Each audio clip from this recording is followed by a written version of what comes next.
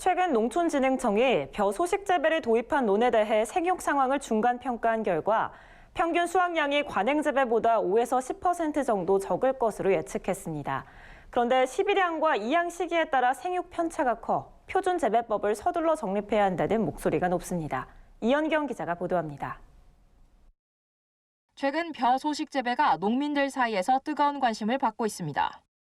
벼 소식 재배란 3.3제곱미터당 관행적으로 70에서 80포기씩 심던 벼를 37, 50, 60포기로 적게 심는 방법을 말합니다.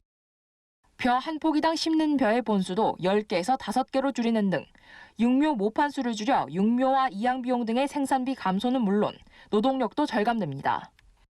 이처럼 올해 소식 재배 농법이 도입된 이후 농촌진흥청 국립식량과학원은 최근 2019년 벼 소식 재배 기술 실증단지 중간 평가회를 열고 소식 재배를 도입한 논의 생육 상태를 소개했습니다. 전북 김제 백산농협과 익산시의 일부 농가 등 시험 포장에 심어진 벼를 대상으로 평가한 결과 먼저 재식 밀도를 50포기로 했을 때 1제곱미터당 줄기수는 평균 578개로 관행의 93% 수준이었고 37포기로 했을 때의 줄기수는 376개로 관행의 80% 정도였습니다. 관행 재배법인 80포기로 심은 벼의 1제곱미터당 줄기수는 평균 615개로 농진청은 현재 생육 상황이면 소식 재배의 수확량이 관행보다 평균 5에서 10% 정도 적을 것으로 보고 있습니다. 다만 이번 평가 결과 시비법과 이양 시기에 따라 생육 편차가 큰 것으로 밝혀졌습니다.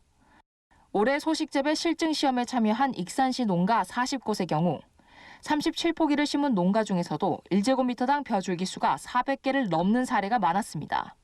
일반적으로 1제곱미터당 벼 줄기수가 400개만 넘으면 관행재배법과 수확량에 큰 차이가 없는 것으로 판단합니다.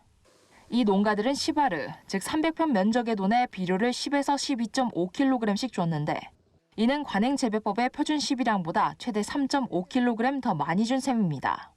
이 양도 5월 초에 해 새끼치기 기간을 길게 확보했다는 게 농가들의 설명입니다. 반면 6월 초에 이양하고 표준 시비법을 따른 시험론의 생육 상황은 이보다 떨어져 소식 재배에 맞는 시비량을 따로 설정해야 하는 것 아니냐는 목소리도 높습니다. 정확한 데이터가 없기 때문에 개인적으로 자기들이 생각한 대로 시비를 하기 때문에 좀 많이 했을 때 부작용이 날 소지가 있습니다. 정확한 시비법이 진흥청에서 나왔으면 저는 좋겠다고 생각합니다.